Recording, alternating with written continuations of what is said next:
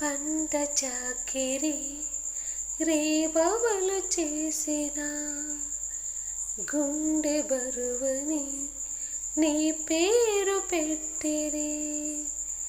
16వ ఏట ఇక మొదలు వరుడి వేట, నీ బరువు దించుకోవడమే తల్లిదండ్రి ముచ్చట.